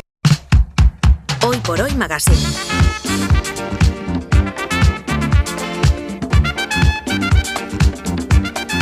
Ser podcast. Sorpresas bonitas te da la vida, sorpresas bonitas te da la radio, eso casi siempre. Luego están estos cierres de los viernes en los que nos visita nuestro auditor al que yo apelo, Aitor Albizua. ¿Cómo estás? Buenos días. Sí, ya te vas adelantando. Muy buenos días. Sastre, me voy a meter un poco en el traje de Isaías Lafuente, ¿vale? Hace unos minutos en la sección de Fernando Neira ha ocurrido esto. Y entonces, pues bueno, pues ahora viene muy a pelo. Muy a pelo bueno. para por todas las guerras que tenemos. Dices que viene muy a pelo, no viene al caso o al pelo. Bueno, o sea, pero estaba. ¿A pelo es otra cosa? Estaba yo en mis cosas. Ah, mira, pues qué cosas, Estaba yo qué en mis cosas. Por cierto. Que te sorprenden a ti mis cosas. No, seguro que no. ¿Dónde está la jefa? Con Ángels Barcelona. Eso. Me imagino que estará en su casa en este momento. O sea, que se ha creído la más resulona y ha dicho, o sea, yo empiezo mis vacaciones. Yo flipo, de verdad. Yo creo que el concepto jefa implica eso. No la defiendas. Bueno. No la defiendas. Vale. Y además que como no está presente, ahora podemos hablar mal de ella. De hecho, mira, hasta cuando tú no estás, ella no te puede quitar de la cabeza. Hay parece ser una nueva opción en el WhatsApp para hablar directamente con la IA, ¿no? ¿Ya has probado preguntarle algo tú? No, yo soy más de cara a cara, ¿sabes? De a pelo. No. Total, que Ángels sí la ha probado. Pero es que ayer me pasó que iba a escribirle a Sastre. Y entonces puse Sastre. Pensaste que a lo mejor era un bot. Busqué, ¿sabes aquello que pones el nombre para que te salga el chat? Y en lugar de Sastre, además escribí Satre, ¿vale? Y entonces sin querer le di ahí. Y entonces me contestó sobre Jean-Paul Sartre. Es que no podéis estar el uno sin el otro. A ver, fue una equivocación. No. Casualidad, no lo creo. Me puso toda la biografía si te quieres de comunicar Jean-Paul con Jean-Paul Sartre. Exacto, puse ahí toda la biografía de Jean-Paul Sartre. Pues eso es lo que pasó ayer. Esto puede ser demencial, ¿eh? Imagínate Claro, la gente. Es que le di sin querer, porque además yo no quería darle, porque digo, porque tengo no tengo la teoría, sé perfectamente que me escuchan ya todavía más de lo que antes me escuchaban. Ojo, dice, no tengo la teoría. Sé, ¿sabes? Ángel Barceló alias Iker Jiménez. A ver, es una sensación generalizada, nos escuchan. Sí, pero Iker Jiménez también empezó en la radio. Mira. Calla. Bueno, ¿quiénes nos escuchan? ¿Dónde? El tema es que nada como una equivocación para cachondearse, Sastre, de tu pedantería. Yo no quería darle ahí, pero si al final acabamos hablando en los grupos de WhatsApp de Sartre, no está mal, ¿no? O sea, no, estaría hombre, bien sí, esto. hombre, Sastre está muy contento, José Luis está muy contento de que la inteligencia artificial le confunda. A mí en los pasillos me ha dicho que se va a cambiar el apellido por José Luis Sartre. Él dice que es más de Camí que de Sartre. Bueno, ¿algo que matizar? No, lo confirmo, es que prefiero a Camí. Nunca lo habíamos escuchado ni leído, ¿eh? Bueno, aprovechando que sigue sin estar Ángels, no aparece, ¿no? No aparece. No, bueno, no la esperes. Seguimos aprovechando para manipular. Ángels, ha sonado algo muy concreto. Yo un día soñé que el Partido Socialista echaba a García Paje. Madre hace muy mía, poco de esto. Madre mía, hace muy poco. El titular que acaba de ver. Entonces soñé esto y entonces cuando me desperté por la mañana, como yo me duermo escuchando la radio, tuve un rato de no saber, claro, si lo había escuchado en la radio o si lo había una soñado. fantasía. ¿Ves? Todo va de escuchas. Las escuchas no sé, pero esto tampoco está tan lejos de la realidad. Te lo Era digo. un sueño. No, sí, pero aquí aprovechamos todo, incluido tú. Pero era un sueño de soñar literal, de soñar dormida. No, estamos hablando de soñar, estamos hablando de soñar dormidos. Por aclararlo. Estamos hablando de Porque es que soñar dormidos. El titular ya está No hecho. era un anhelo. No, el titular lo habéis hecho vosotros. Estamos hablando, claro. hablando de soñar dormidos. A mí lo que al Partido Socialista me da igual. Gente que sueña contra García Paje. ¿Qué significa? Y moscas. Pero es verdad que si te duermes escuchando la radio, Sí, algo se cuela.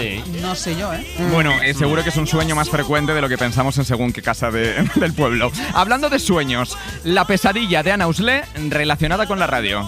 Yo el fin de semana soñé con un tramo que tengo para esta semana, mañana, que no me salía nada, porque es verdad que estaba ahí como buscando, y que llegaba aquí y te decía, es que no tengo nada.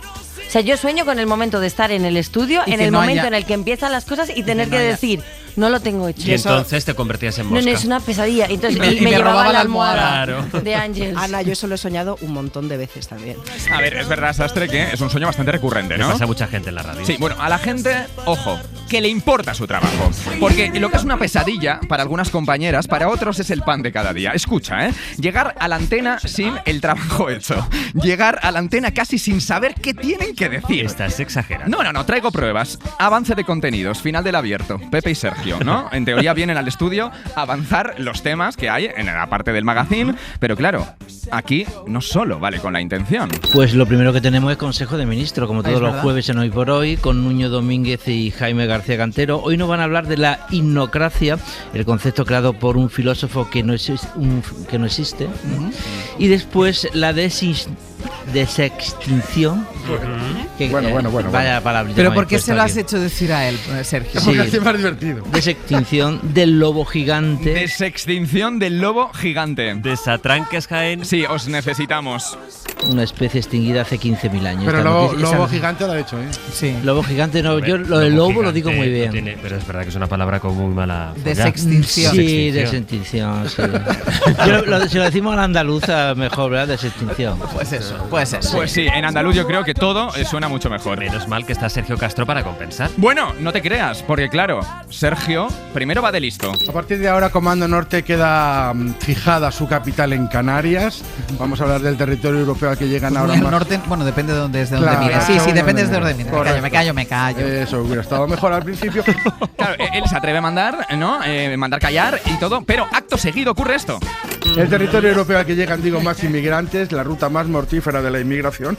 Vamos a fijar el foco en los medios de comunicación, en cómo se gestionan los bolos, cómo se evitan. Claro, y aunque todo el mundo ha detectado el error, ¿no? El orgullo desmedido de Sergio, esto pasa mucho con los madridistas, te digo, pero el orgullo Vaya charco. desmedido de Sergio Vaya no charco. le permite reconocerlo y él sigue con la parrafada. Lo vamos a hacer con Rodrigo Rodríguez Borges, profesor de periodismo de la Universidad de La Laguna, y por supuesto también con Nacho Carretero y Aitana Castaño. Bueno, Es que has dicho los bolos, ¿cómo se gestionan los bolos? Los bulos, perdón. Claro. Bueno, los bolos Estábamos aquí, nos hemos mirado y hemos dicho Nosotros hacemos muchos bolos, más bolos que pero bulos. no contamos bulos. Eso es. Vale. Claro, es que les da igual, o sea, 13 que 15. Un abrazo a los oyentes del Madrid, ¿no? Sí, más te vale. O puedes decirles que era un bulo. No, claro, sobre un bolo. 3 minutos y acabamos. Piensa, Toma. auditor, que Sí. solo quedan 3 minutos para que parte del equipo, no todo, se vaya de vacaciones de Semana Santa. Oye, pero tú te quedas, ¿no? Que te toca pringar aquí. Lo vas a hacer genial, Sastre. Muchísimas gracias por tus ánimos Sí, sinceros. sí. No, yo te escucharé, de verdad, desde casa gustosamente. Ojo, además, quiero terminar esparciendo un poco más de mierdecilla, ¿sabes? Entre los miembros de este equipo, porque parece ser, ojo, que la ruptura es evidente. Una cosita, Sí. todavía no estás en el programa de las tardes de la 1, ¿eh? Ya, pero mira, en todas las casas cuecen habas. Sergio Castro, otra vez, denuncia quedadas para tomar cañas, pero solo de una parte del equipo. La parte llamada informativa del Hoy por Hoy Sí. queda a tomar cañas con la complicidad de José Luis Sastre, que después pasa mucho tiempo con nosotros, de nuestro hombre centauro del desierto de las redes sociales, Pedro Hernández. Toda esta gente viene quedando Pero y no es- nos había dicho nunca nadie nada. Nunca nadie nada. Vamos a ver, o sea, esto es fuerte, ¿no? O sea, así de primeras me parece bastante fuerte, Sastre. ¿Qué de todo? ¿Tú tomando cañas? O sea, ¿tú sin trabajar? Oye, no puede perdona. ser. ¿Tú sin estar produciendo? No puede ser. Bueno, Qué gracioso, el descubrimiento, la pillada fue de casualidad. yo no dije nada de esto, es decir, fue la propia Ángel quien le comunicó a Sergio que Claro. ayer vimos a Pepe. Claro, Es yo a la decir, mañana siguiente cuando que llegué yo vi a no- Pepe, digo, ay Pepe, es que ayer vimos a Pepe, que estábamos tomando unas cañas y Sí. vimos a Pepe. Claro, no sé cómo lo hace, pero Pepe siempre está en medio de todo, ¿no? Sí, la verdad Pepe, que pasaba y tú que intentas matizar ese bombazo, esa información en exclusiva que ha llegado a la redacción. Pero es que Y ahí surgió la crisis. el equipo informativo, la parte informativa, digamos, no queda todos los jueves, ni quedó ese jueves. También Bueno, y aquí llega el desenlace, porque Sergio se empieza a poner bravo, ¿no? Y empieza a tratar el tema como una verdadera traición, pero no tarda en volver a resbalar. Salvo Brian, que es la única persona que ha visto la gravedad en ello. A los demás, mírale, cómo ríen. Os da igual que os ningunen, yo, la que os verdad cambien que por porque Pedrote, había una hora muy que os larga, cambien hubiera por quedado. Luisma, Muy que os larga, cambien hubiera por quedado Luisma. ¿Quién es Perdona, Luisma? ¿qué ¿Pero quién es decía? Luisma? Luisma es en la tarde. ¿Quién Luisma? Josema. Pero José está en hora 20. Claro, Sergio, que ni siquiera se sabe el nombre de sus compañeros. No es Luisma, es Josema. Bueno, ¿y desde hace cuánto tiempo? Muchos meses, ¿no? Sí. O año y Yo creo pico. que un par de temporadas. Pues un par de temporadas que ya no está ni en el equipo del Hoy por Hoy. Sergio, luego te actualizamos. Es que, eso un no momento, puedo. un momento. O sea, él quiere. No, No. ¿Por qué no me lo habéis dicho que No. está? No. Son todas unas canciones. Claro, ahora que lo escuchas, igual no hay tanta diferencia entre el Hoy por Hoy y la familia de la tele, ¿no? Ni confirmo ni desmiento. Ya. Destapando a Sergio Castro. Él quiere. No conoces a tus propios compañeros. Pero, Josema, daría la vida por él. ¿Cómo se llama Nacho? ¿Cómo se llama Nacho de apellido? Nacho Palomo. ¿Cuándo te lo aprendiste? Es verdad que lo confundía con Moreno, ¿no? Con Nacho Moreno. O sea, Moreno. él pretende estar en la otra parte del programa No. cuando no conoce a nadie No. ni hace el esfuerzo por conocerlo. Que no, que son muy buena gente toda. Claro, pero son todos muy buena gente. Eso dice alguien cuando no tiene ni idea. Como aquella Miss que le preguntaron a ver qué sabía de Rusia y dijo que era un país maravilloso y que había muy buena gente, ¿no? Bueno, pues igual, pero no es lo único que descubrimos, porque hay cosas, y ya para terminar, que no cambian. Me daría la vida por él. Pero Pedro te está en la primera parte del programa. y por eso la invitas a Cañas. Que yo Claro. no invito a cañas, que vamos a tomar No, cañas. tú me invitas, ya lo sé. Vamos a ver. Ángels Barceló cumpliendo con el cliché de tacaños que tienen los catalanes. Como siempre haciendo amigos. Bueno, estará ya disfrutando tranquila. Ya le da todo igual ya. Disfruta de tu descanso y por si no te veo antes, mucha suerte. Es que ricasco, un Mucha abrazo. mierda que se tiene que Sastre. decir. Agur. A partir de las 6 de la mañana les espero aquí el lunes. Que tengan un... ¿El lunes? El lunes. Un feliz fin de semana. Adiós.